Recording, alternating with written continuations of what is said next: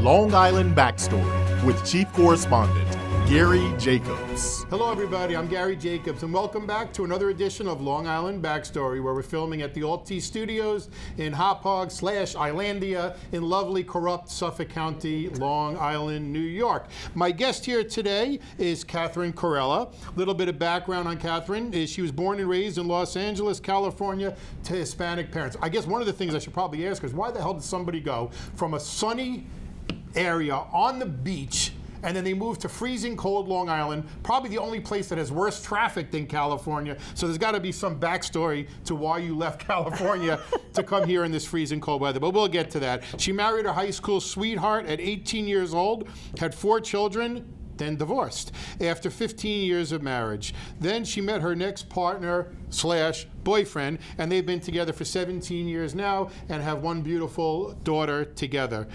She started a career in media to promote women in her community in 2017 for the women who make an impact in her community, for the betterment, quality of life in her town, and for others.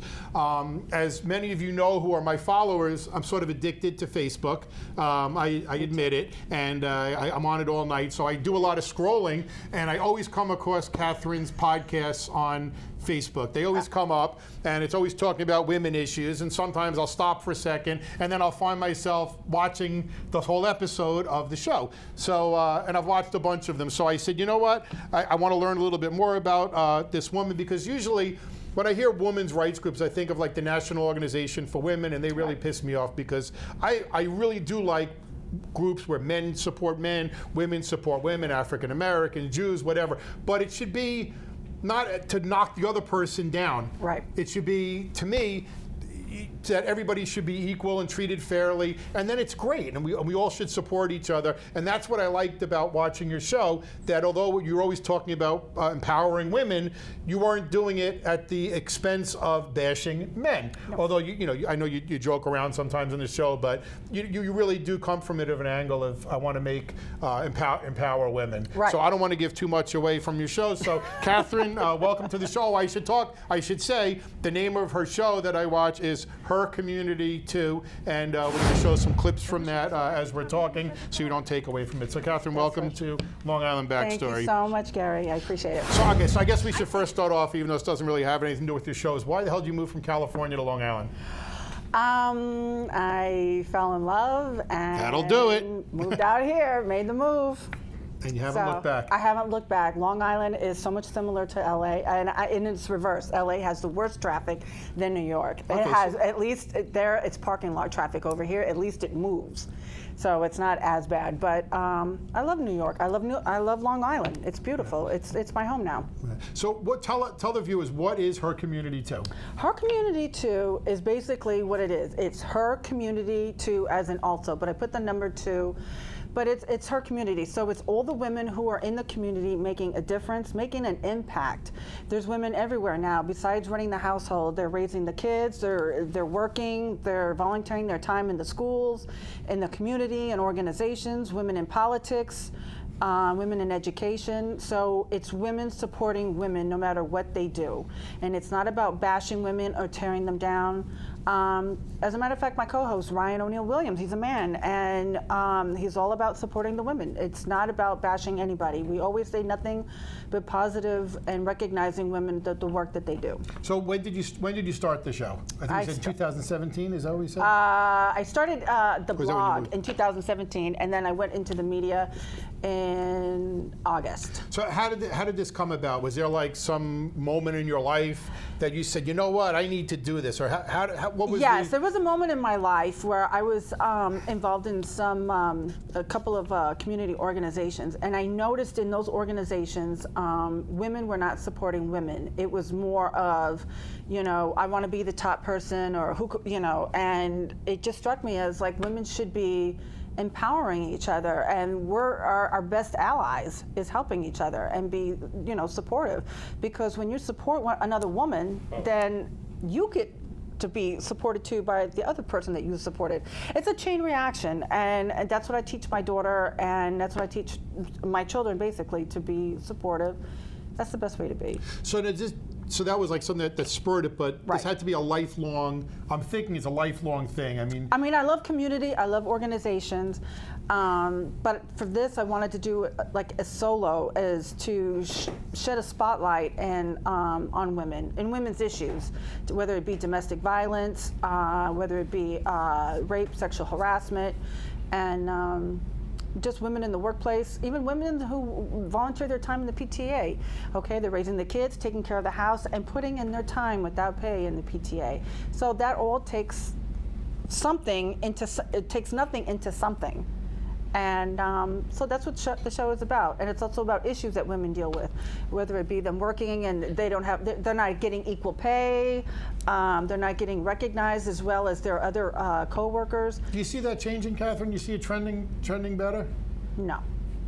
Do you see it going down, staying the same? I think it's just staying the same. I think it's just that's just the way it's going to be for a while. I think it's going to take a long time for women to get equal pay. So I know in some countries, for example, I have friends in Sweden, and there really seems to be real pay equity in Sweden. I think there's and more Finland laws, too. Yes. and it really is. I mean, it really is equitable. There's no difference. I think it's legally it has to be that way, but the society has changed.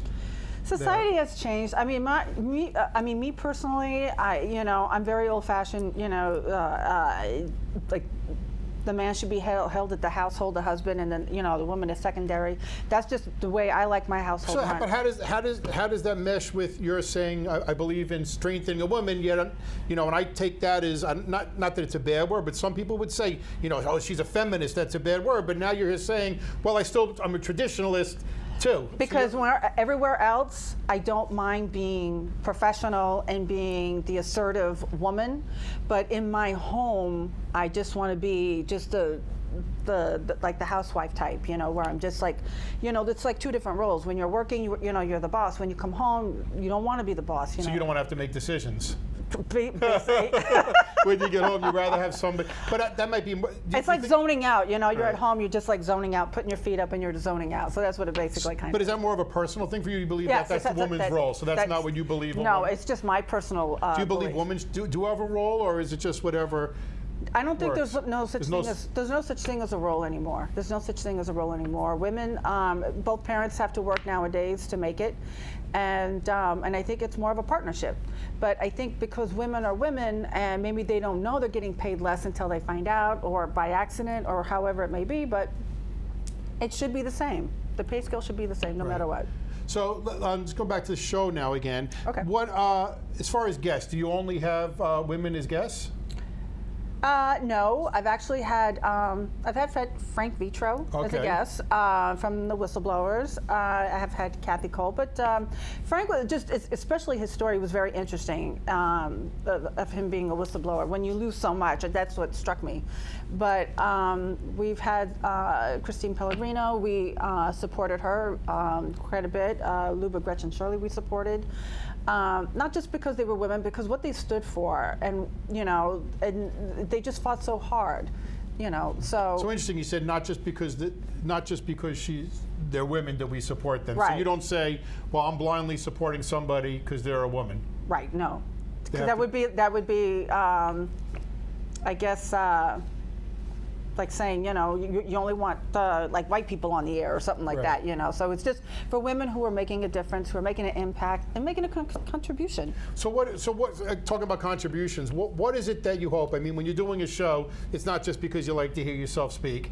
It's fun to get your word out. But what do you hope to accomplish from the show? I mean, do you go into it and say, what, this is what I want to, like when I do my show, I look and I want to make the world a better place, and I want to expose corruption and make people have less pain. What is it that you say I want to accomplish, if anything? I'd like to accomplish, okay, yes, exposing any type of corruption. Number two is put the information out. Like I did a story on my girlfriend who was in domestic violent relationship, and I had no idea. So she got herself out of that situation. I did a blog story on a friend that I made that she's an author. I hunted her down on Facebook, Paige Dearth, and we became friends, and I wrote about her and what made her write about the books that she writes about. And it's to get information out and awareness out. And that's the most important thing. If awareness can come out of anything, and usually at the end of my shows, I put the phone numbers down for RAIN and for Domestic Violence What's National. RAIN? RAIN is it's a support group. Darn it, I can't remember what it stands for, but it's a support group. It's a national recognized organization for sexually assaulted and sexually harassed men or women. And the same thing with the domestic violence hotline, which is for men and for women. And I always make sure I say that it is for men and for women, because it's not just for women anymore. Right. So how many people watch the shows or listen to them? We have average of about 1,500 listeners. So the analytics show that it's getting higher and higher. Right. You know, That's good. That's good. I mean, imagine if 1,500 people sitting in an auditorium listening to you, you'd be nervous talking to them. That's a lot of people. I think I would be nervous in the beginning, but I think awareness is so important. I mean, women, what we do is so important. We can multitask. I mean, I had 4 children. They stair-stepped. They're all like less than a year and a half apart. So I've learned to cook, be a referee, be a great communicator, and a disciplinarian, and you got to be a loving mother all at the same time. So you just mentioned women can multitask. Do you think there are differences of what men and women can do? Oh, definitely. And, there's a men are from Mars and women are from Venus. Yes, or absolutely. type thing. So you still do believe yes. that there's certain things that are men's jobs, or even parenting. Do you think there's different roles for parents, for men and women? You know what? Yeah. I really do, yeah. I think women just tend to be a little bit more nurturing. I know men nowadays are being more nurturers, but someone has to be the disciplinarian and somebody has to be the nurturer. It's just the way it is, I think. Which I mean, I couldn't agree with you more. And I say that's always the problem in a divorce situation where they lose one of those. They lose the balance, They lose the balance. I'm going through that right now with myself because I separated, so now it's me and my daughter. But it's easy because it's just one-on-one, right. So it makes it easy. So I can be the disciplinarian by saying, okay, you have to be bed in 10, or these are the consequences. So, but I'm lucky. She's 12 now, so she understands, and so I really don't have any issues, with that. So. Good. But when my kids were younger, it was harder because I was a disciplinarian. And then I said, well, I really love you, but, you had to get that spanking. Right. So let me ask you, how do you fund the shows? Are you independently wealthy? Because I know from doing the shows, it's expensive, right? It's expensive. So, it's expensive. Are you a rich woman from Beverly Hills that moved out here and you fund this all yourself? Or how do you pay for this? Because it is a lot of money. It's a lot of money. Or if you don't want to tell us, you don't have to answer the question. It's self-funded. It's self-funded. Okay. So it's self-funded. So it is a lot. So you really feel strongly about what you're doing. I feel very, very strongly about it. Or you wouldn't spend the money to do it. I wouldn't be doing it, absolutely. Right. And it's very time-consuming. I got to do my homework. I take the time. I take the time to record.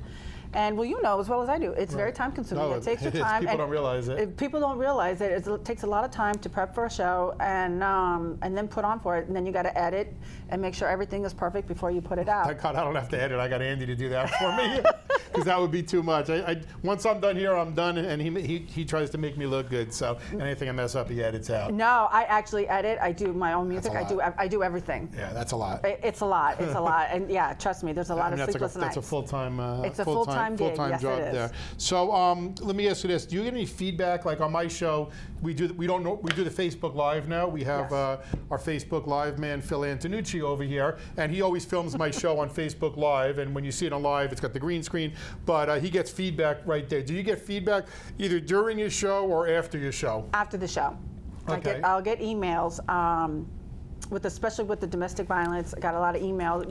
That's a big responsibility, Catherine, isn't it? It's well, I just put the information out there. That's all I do, the awareness has to be out there because it still exists, and it just needs to be out there. That we're so lucky today because we have the resources, we have the programs available for women and men today.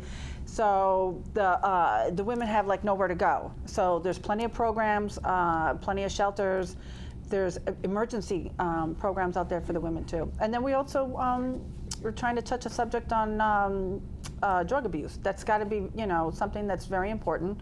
And it's for men, women, and kids. So it's her community too. So it's her that's also, it's my community, and just try to put the awareness out. So I just want to talk about some of the topics. In doing my research, I went through a bunch of your shows, and I found some shows that I thought were really interesting, and I wanted to talk about some of those. So one of the things that you were discussing on one of the shows was body image. Yes. And I saw you made a lot of posts about that, and I said, you know what? You were posting, it's okay.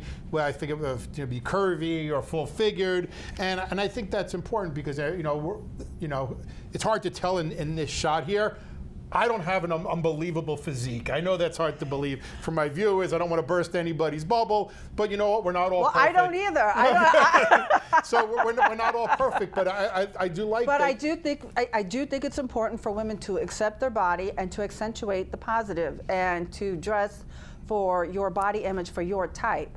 So, and I've just learned at my age, and I'm not afraid to say it, at 50, I've learned to love my body and to take care of it better, and at least I'm trying. But it's important to love your body, because once you love your body, then you can, sexy is a state of mind. So women, they can be better partners to their husband and feel better about themselves. If they feel better about themselves, they'll be willing to go out and do things for their community, maybe get a higher education, a better paying job. It's all about self-image. It's feeling better about yourself, Yeah, absolutely. Absolutely. I mean, the viewers watching this, again, I don't have the most amazing body, but I'm pretty damn sexy.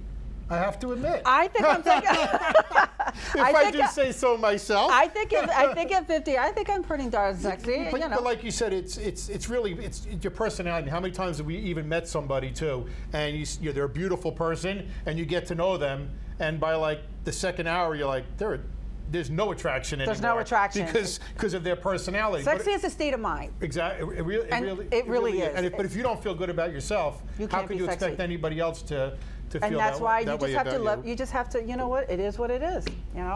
Not everybody's going to love you. Yeah. Let's talk. The other thing we talked about is on one of your shows you talked about dating and dating at our age. It's different than it was when we were younger with social media, dating websites. Yes, all those I went through. Yes, I did that all recently and met a few wonderful people, and I learned about catfishing. What's catfishing? Catfishing is when people are saying that they're one person, but they're really not. I guess they do it for fun, but because you're going to find out eventually. You're going to find out eventually. I don't see what the fun is because I don't see what the fun is in that. But I guess people find it. But people find it funny. I guess I don't know what the fun is or the attraction, but you go on there because you want to find somebody, and I found it very, very interesting. There's a lot of interesting people on Long Island that are looking for a relationship, and I think. So where are the women who are watching? They're going to say. She stopped it and said they're looking for the relationship. Where are these men who are looking for the relationship? You know what? I went on one dating website, and in 24 hours, I kid you not, I had 457 messages. But do you think they all wanted to have a relationship? No. Probably most of them are catfishing. We're looking for something else. But where do the women who are watching say, I want to find a good man? You said there are good men. I think, there's a lot of great men out there. And I made a lot of great friends from there. I really have. So when it didn't work out, a lot of them became really good friends. So there's a lot of good people out there. So it just depends on. I'm still waiting for the answer. Where are these people going? They're going to ask me because I'm going to get the emails, Catherine, and they're going to say. What dating website? Whether do you find them on a website? Do you find them in them singles clubs? I've never been to a singles club. Never, ever, ever. Are there singles clubs? There's because I know there's like cougar nights at certain bars and where's this like a Wednesday night. I think it's Prime. They say is like because I went there for a party. I'm like, what? All these single women, and that's cougar night. I think it was Prime. But there's certain bars you're not up to. A cougar? Wait, they have to dress like a cougar? No. This is a night where they go. They try to find the older women. Try to find a rich younger guy. Oh, okay. I'm educating you. This is his community too, But okay, so we're not going to get advice from Catherine on bars to find men. No, not bars. Dating website. You like dating websites? I like dating websites because you can put all your information there. You got the pictures there. Just make sure they're up-to-date pictures because they're going to find out eventually. You don't want something 20 years ago. Just put, that way they know if there's that initial attraction. So now, what about politics? You talk about politics a lot, and you support. You've supported. I think you mentioned Democratic Party. 2 women. So you're strictly the Democratic women. No, not necessarily. It just depends. Do you think Democrats are better for women? Is that why? I think so. Yeah. So, but you would support a man Democrat as well as I would support a man or like Senator Phil Boyle, Republican. I supported him 100%. right. You know, I love his beliefs. Great guy. And it just depends on what their beliefs on and what they stand on, and it just depends. So, are there any shows that you've done? I mean, you've only, I think we saw you had about 20-something episodes. But out of those episodes that you did, was there any show that really stuck out in your mind and made an impact that when you got home and you laid down that night, you said, "Wow, that show really made a difference. I learned something, and I think I'm going to help somebody with that." Yeah, my girlfriend, who I knew when she was going through the domestic violence, I had no clue during that whole time of our friendship. I had no clue. Her name is Pam Elias, and I had no idea until she told me afterwards. And when she finally reported it for the last time and got rid of him, I was shocked. I was shocked, and I'm like, I just couldn't believe it. So you never know. You never know. It's women can hide anything. They can hide the pain and continue on. That's a good thing about women. We just keep going on and on and on and on. And I find she's got amazing strength, beauty, and 5 kids, and she's doing it. So, and for her to hide that, I thought was just amazing. I thought that stuck out, and it always will. And I'm guessing you knew the guy and never would think that he would never be an abuser either. Nope. You would have no idea. And that's the tricky thing with domestic violence. Even people going to court, you never know. You never know, and they hit it so well. So no, you never. And the courts err on the side of caution. They give order protections. But obviously domestic violence does exist. Domestic violence, it exists on both sides, and unfortunately the courts are usually on the women's side because it does happen, but it doesn't, unfortunately, doesn't favor the men. There's a lot of men, I think, as women become higher. Right. There's a stigma to saying, a lot of men don't even want to go to court and say, "Oh, I'm abused," because come on, what do you do? But if you're a guy who doesn't want to hit a woman and your woman's hitting you, it gets worse and worse because you don't fight back. You don't fight back, especially if you're a big and tall guy and the wife is like this. There's no competition. But what can we do about this? So now, this wasn't really what I was getting I think into. women need to document their abuse. But Catherine, here's the problem. So now this woman, your friend, gets rid of her abusive husband. She gets however she gets away. This guy's out there to date other women and abuse them. Yeah. So what do we do? Women need to look for the signs. They need to call the hotline. There's signs. There's red flags when they're controlling, when they take them away from their friends, they take them away from their family.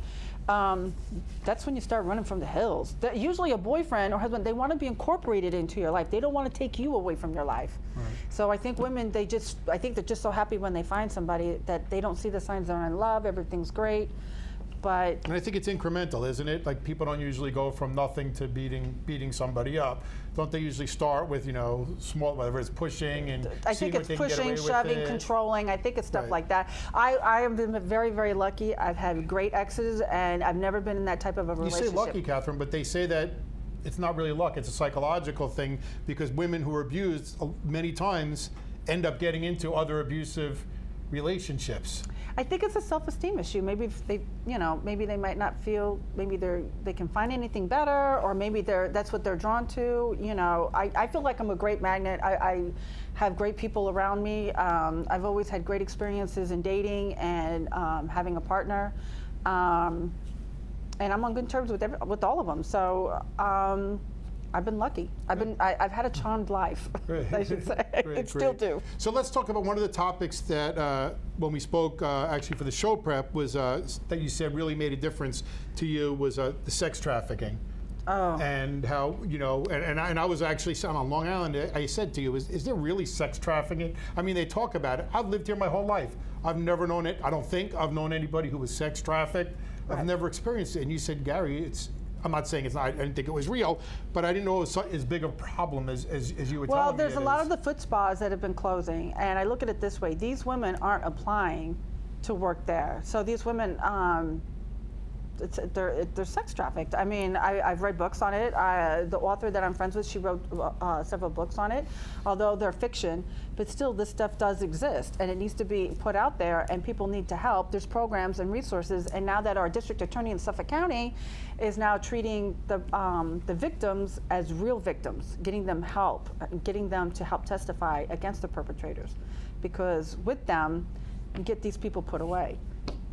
So we only have a few minutes left, and I know you want to talk about some of the other shows, because now that this has been such a big success, you've been branching out and doing some other shows, and I wanted to give you the opportunity, even though some of those other shows are new. Right. But talk about, I think you have 2 other shows that you started. We got a couple other shows. One of them is with Maya Common called what's Savvy her name? King. Maya Common. Who happens to be in the studio today? Who happens to be in the studio. Okay. She's become a friend and a business partner, and we started Savvy Kink. And What's it's a that very about? sexy, sophisticated adult chat discussion. It's very sophisticated, so there's no vulgarity or anything like that. It's just a very adult conversation. And then there's Long Island's Greatest with Ryan O'Neal Williams that we are starting. And we've been doing I Love Babylon Radio. We promote everything of small businesses and in the town of Babylon. So that's it for right now. And where can people find all these shows if they want to see her community, the Kinky Boots? What's it called? Kinky, I already forgot the name. Kink, what is it? Savvy Kink can be on Google Podcasts. It's on Spotify. So that's where everybody's looking at it, on Spotify. So download. What about Facebook? Because as we said, I'm addicted to Facebook. A Facebook group is Savvy Kink Radio. Okay, so Spotify, download it. Yeah. Search for that on Facebook. You can search for it and join it. Yep. And then it's very, very professional speaking. There's no dirty talk or anything like that. So if you're looking for that, it's not there. Why'd you look at me when you said that? Okay, and then I get it. I Love Babylon Radio. That's on Facebook, and they can find that on Apple iTunes. And same thing with her, Community, and the number 2 on Apple iTunes and Google Podcasts, Breaker, Stitcher, Spotify. They can find those on there. So if there's women watching the show right now and they say, you know what, I want to talk about this woman issue, can they reach out to you They about can being reach a out guest to on the me. show? Yep. Maybe you have them as a guest? Her Community, the number 2, at gmail.com. I always tell everybody at the end of the show, and they can also call me, 631-946-2480. You're going to wish you never gave that number out on the show.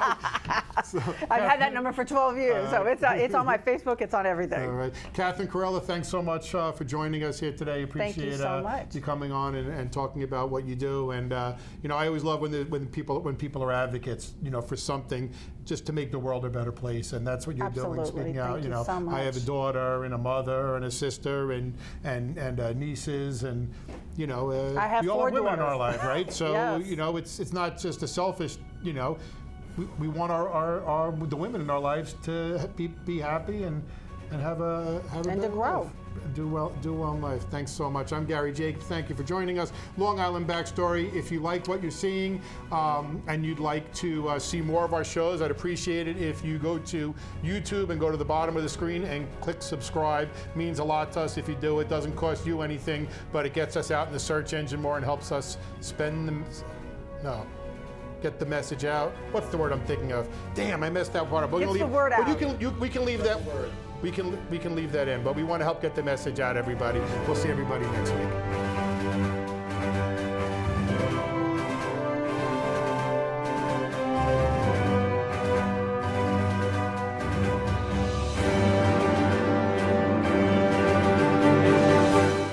Long Island Backstory is made possible in part by Americans for Legal Reform, the oldest, most successful legal group in the world. P.O. Box 2679, Huntington Station, New York 11746. Telephone 631-421-6390. Website Americans4legalreform.com.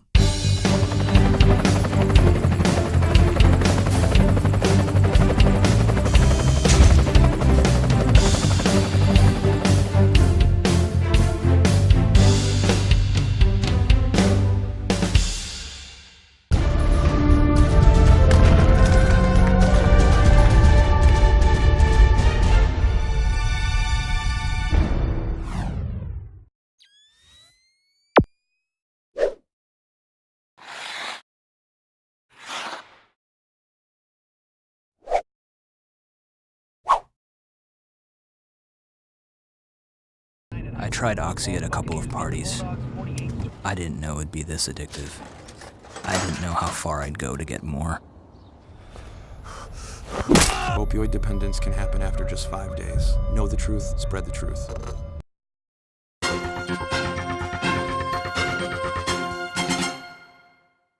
Gary Jacobs and Long Island Backstory, winner of the Huntington Lodge No. 124's 2018 Community Service Award in recognition of the efforts to offer an alternative access to news stories of interest to all Long Islanders.